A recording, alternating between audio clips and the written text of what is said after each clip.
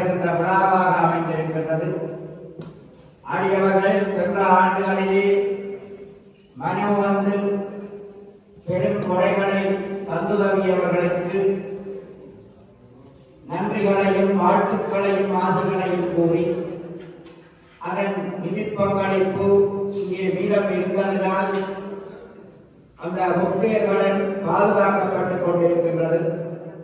அது நிரந்தரமான கொட்டகையாக அமைக்க வேண்டும் என்று ஆலய பரிமாண சபையார்களும் விழா ஒழுங்கமைப்பார்களும் அதில் கருத்து கொண்டவர்களாக இருக்கின்றார்கள். ஆகவே இந்த வருட தேர் திருவிழாவையும் நல்லபடியாக நடாத்தி அதில் இருந்து வருகின்ற பணத்தினால் எம்பிராட்டியின் திருப்பணிகளையும் தேருக்குரிய நிரந்தரமான கொட்டகையும் அமைப்பதற்கு தாங்கள் எல்லோரும் மனவு வந்து இந்த தேர் திருவிழாவுக்குரிய நிதியை உரியவர்களிடத்திலே செலுத்தி இந்த விழா சிறப்பாக அமைவதற்கு நீங்கள் எல்லோரும் ஒத்துழைப்பு வழங்க வேண்டும் என்று வேண்டி, அத்தோடு நேர்த்திக் கடன்கள் செலுத்துகின்ற அன்பர்கள் காவடி, கற்பூரச்சட்டி, பால்நெப்பு போன்ற நேர்த்திக் கடன் செலுத்துகின்ற அன்பர்கள் அதற்குரிய பதிவுகளை உரியவர்களிடத்திலே பதிந்து அந்த விழாவை நல்லபடியாக நடாத்துவதற்கு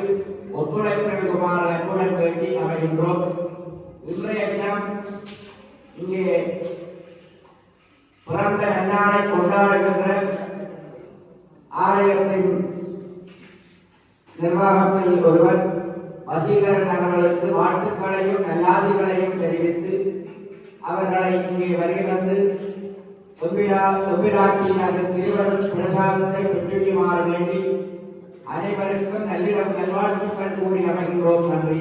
திருவோடாக இந்த அன்னபூரணிக்கால் அமைந்திருக்கின்றால் ஆகையினால் நாளைய தினம் வருகிறது எம்பிராட்டியின் உற்சவத்திலே கலந்து தரிசித்து நல்ல அருட்செல்வங்களை பெற்றுமாற வேண்டி எமது ஆலயத்தின் தேர் திருவிழாவானது சுசல்லாந்தமான அன்னபூரணி காட்சி என்று கூறுகின்றோம் என்றால் ஒரு மனிதனுக்கு தேவையானது உணவு. அந்த உணவில் நாங்கள் எடுத்து அந்த அன்னத்திற்காக அம்பிக ஆலயத்தின் விழா ஒழுங்குகளின் அமைவாக இருக்கின்றது. ஆகையினால் நாளைய தினம் அடியவர்கள் அனைவரும் வருகிறது அவரவர்களுக்கு வேண்டிய செல்வங்களை பிராட்டியிடத்திலே வேண்டி லட்சுமி கடாட்ச செல்வத்தினையும் அன்னத்தை உணவை மட்டுமன்றி அரிசியிலிருந்து தயாரிக்கப்படுகின்ற அன்னம் சாதம் சோறு சாப்பிடவில்லை என்றால் அதற்கு அன்னக்கடை என்று சொல்லுவார்கள். காலை மாலை இரவு 3 வேளைகளிலேயும்